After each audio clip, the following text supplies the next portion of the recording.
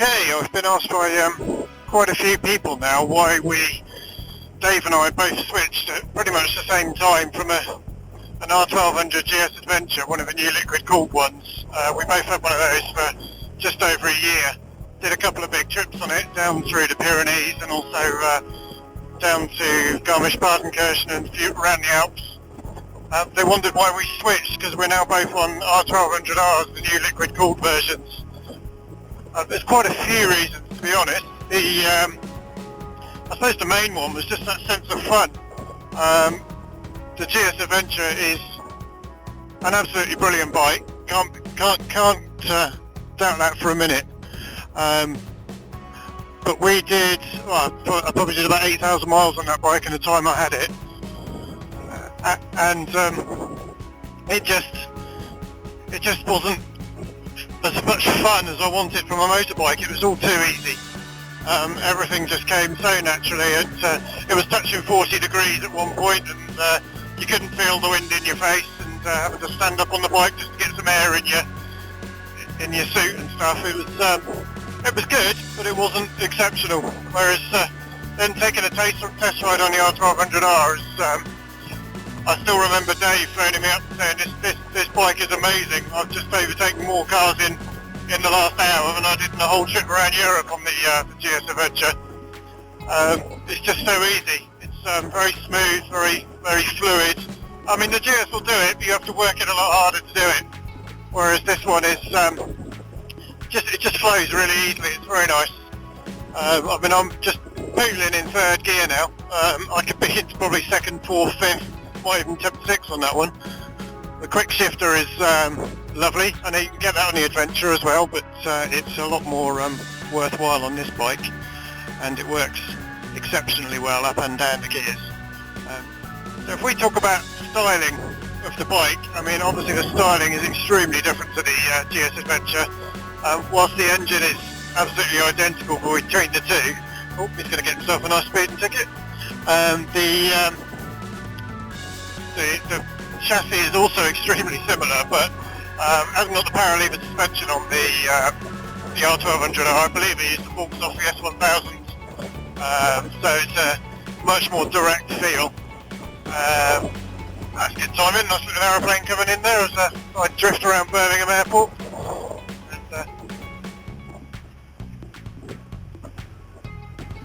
There you go, perfect biking weather. Planes landing, almost at sunset. And the styling is lovely on this bike. It's I enjoy it. It just looks really nice. It's the kind of thing you could pull out the garage and just drive down to your local cafe without feeling like a bit of a twit, to be honest. You pull up on a GS Adventure on one of those, and really you are setting yourself up to be called a wannabe Ewan or Charlie. And I think that's the thing with the GS Adventure. It's a great touring bike. It's a great all-day everywhere bike, but you know, for the vast majority of the motorcycling you do around town and through the towns, and even when you're out in Europe, it's you just don't need it. And you know, motorbikes generally are fairly about pose anyway.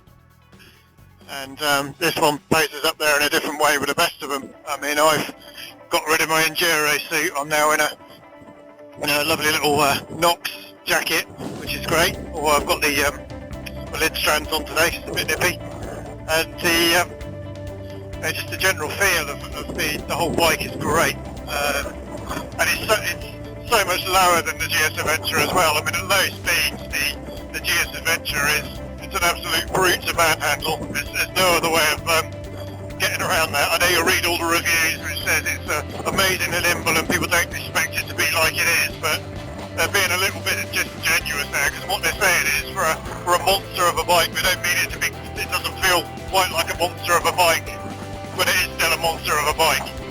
Whereas this thing, you know, stationary, both feet flat on the floor, knees bent and up 6 foot. It's very easy and very nimble to handle. So from a performance point of view, it's a very significant step up from the GS Adventure. I mean, you can hustle.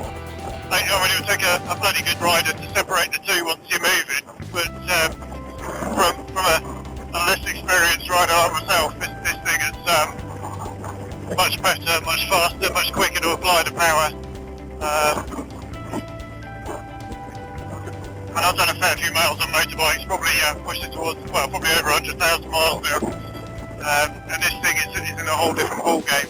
It's just the ease with which you can do things on this bike as well. I mean, it's just so smooth to roll on and off. Yeah, I mean, I'll just pull myself up into the following position here, see the gap, roll it on, roll it up again. I'm probably a tenth of a turn on the accelerator in the fourth gear there. Absolutely no point changing now, really didn't need it. It gives all the power really smoothly, pretty much all the way through the rev range, I have to say. It revs up to 9,000, but it's very, very rare you can get there. And this gear clicking down through the quick shifter, ever so smooth. And I think that's what it comes down to with this bike. It's just so much more fun to ride. I mean, we planned ourselves a big trip to northern Spain on the ferry next year, and we're just not intending to touch a motorway at all. And I mean, this thing won't be much fun on the motorway, it's first to admit that. You've got a very small screen on it. It's going to be, if you sit at 80 miles an hour on this, it's a bit of a workout because you're in quite a vertical seated position. So it's exercising your shoulders and your upper arms. Really just to hang on to it because of the pressure of the wind on your front. Whereas the GS Adventure, you can sit behind it all day and just sit there like a sofa in an armchair. And I think that was the thing when we were doing sort of 500-600 miles a day sometimes in Europe. You get off the bike at the end of the day with a slightly sore ass, but not really feeling like you've done a great deal of hard work. Whereas 200-300 miles on this, and you know you've done it. And for me, that's what biking's much more about. So from a technology point of view, this bike is, with the exception of the power lever suspension, pretty much absolutely identical. It's got virtually the same electronics with all your traction control modes, your electronic suspension adjustment, ESA as they call it, all your ABS. It's got a quick shifter on this. I never had my quick shifter on the GS Adventure I came from. Dave did on his and did rave about it. I can see why now, but on this thing it does trip it into another league because it's fantastic fun. Comes with Michelin Pilot Road 4s on this as well, which are exceptionally good, especially in the wet and mixed conditions, which it is now. It's actually all identical switchgear on this as well to the GS Adventure. It uses the same sat nav. I just brought that straight across. It's got the same mounting which sits in the middle there, which is nice and convenient. Not quite so in your face on this. You do have to look down at the sat nav more, whereas on the GS it's right in front of you, which is quite useful. So I never really used to bother with the intercom on the old one for the sat nav directions, but on this one I'm more reliant on it because I don't like to be looking down when you're travelling along a pace.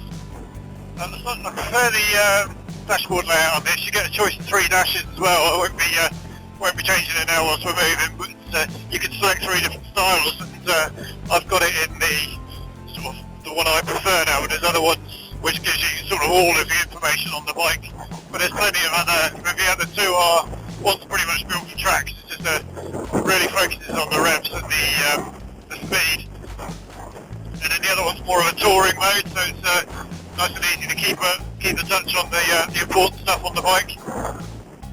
I think for this year as well, we've actually changed our philosophy on how we're going to tour. We've done a lot of camping in the past, and the GS is great for that. The GS Adventure especially, with its large panniers, and the amount of kit you can carry on it is frankly fairly ridiculous. So you end up taking everything, including the kitchen sink, which we have actually taken on occasion. Whereas this one, we're very much more, I mean, when we go to Spain, I'm not intending to even take panniers. We're just going to put a GV top box on the back, 47 litre one. That should be all I need, because we're going to be staying in hotels, not going to be carrying all the kit. With a GS Adventure, you end up collecting stuff you really don't need. Like I had a toolkit which could probably have taken a 4x4 to pieces and put it back together again. And I think in all the trips I did, I probably only ever used the Leatherman out of it, because these bikes are probably famous last words, but are pretty reliable, especially when they're at the age we have them. And I think we're just going to go much more minimalist in our philosophy, so everything will be in the top box and maybe a little backpack just for the camera gear, and that's all going to be all I need.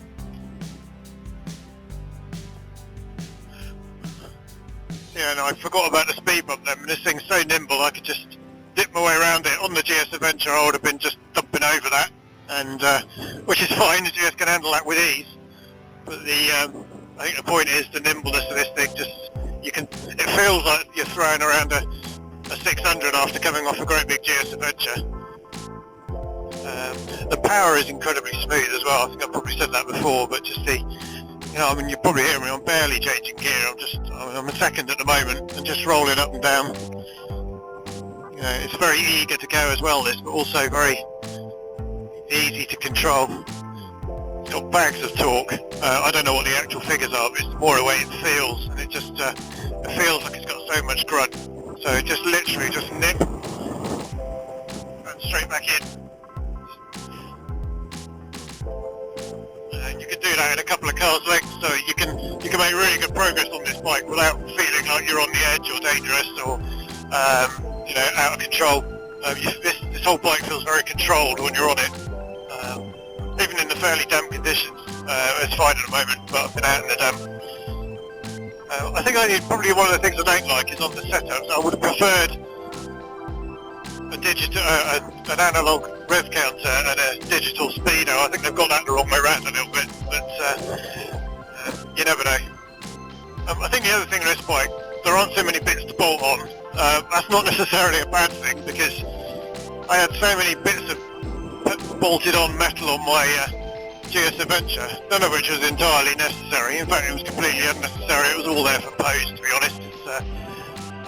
Never took the thing off road. I mean, it was a 17 grand motorbike. The last thing I want to do is bump it up and down country ruts. If I was going to do that kind of thing, I'd buy myself a little trail bike and just do that for fun. And I don't think there's any serious off-road round the world adventure types who would actually consider a GS Adventure for it.